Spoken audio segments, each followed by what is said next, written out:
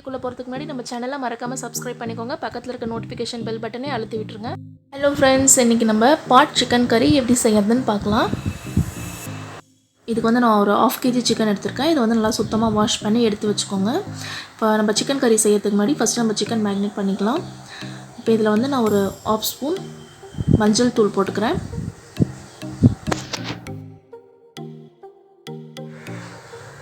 இதில் ஒரு 4 டீஸ்பூன் இஞ்சி பூண்டு பேஸ்ட் சேர்த்துக்கிறேன்.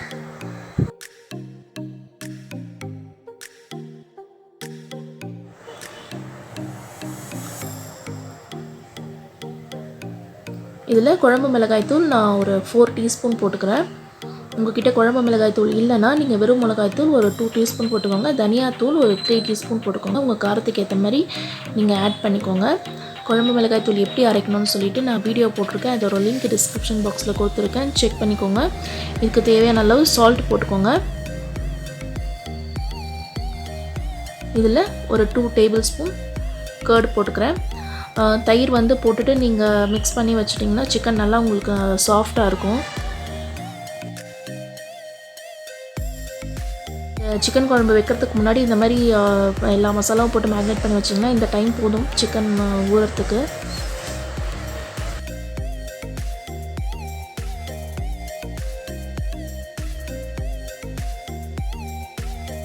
இப்போ பாருங்கள், சட்டி நல்லா காஞ்ச உடனே எண்ணெய் ஊற்றிக்கலாம்.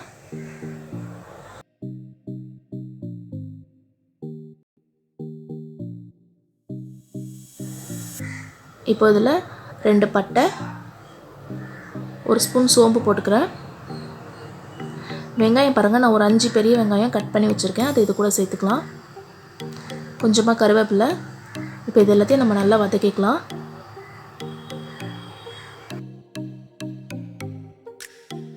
பாருங்கள், வெங்காயம் நல்லா வதங்கிடுச்சு.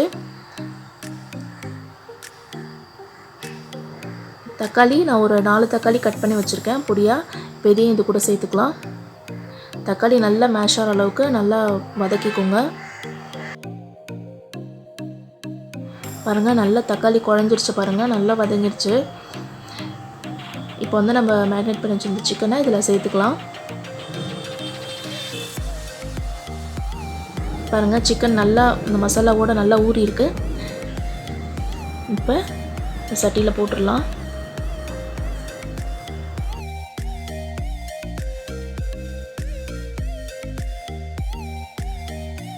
தயிரில் வந்து சிக்கன் நல்லா ஊறி இருக்கிறதுனால நல்லா சாஃப்டாக இருக்கும் சிக்கன். இப்போ எல்லாத்தையும் நல்லா மசாலாவோட நல்லா சேர்த்து மிக்ஸ் பண்ணிக்கலாம்.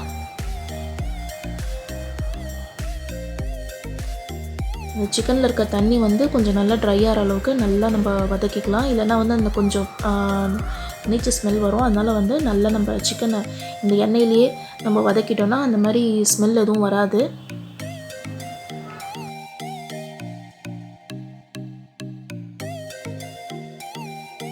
பாருங்கள், நான் தண்ணி எதுவுமே சேர்க்கல. சிக்கனில் இருக்க தண்ணியே போதும். நம்ம ஒரு 2 மினிட்ஸ் அப்படியே மூடி வச்சிடலாம். கொஞ்சம் எண்ணெய் வேணுனாலும் நீங்கள் ஊற்றிக்கலாம், இல்லைன்னா அடி பிடிச்சிரும். இப்போ ஓப்பன் பண்ணி பார்க்கலாம். இப்போ திருப்பவும் கொஞ்சம் நல்லா வதக்கிட்டு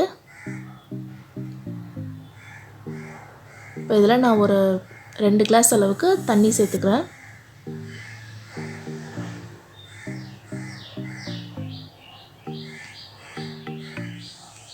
இது வந்து உங்களுக்கு ட்ரையாக வேணும்னா நீங்கள் தண்ணி கம்மி பண்ணிக்கலாம்.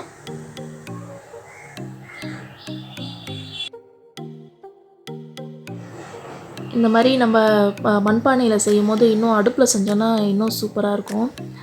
இப்போ இதில் வந்து நான் ஒரு 2 ஸ்பூன் பெப்பர் போட்டுக்கிறேன். உங்கள் காரத்துக்கு ஏற்ற மாதிரி செக் பண்ணி போட்டுக்கோங்க.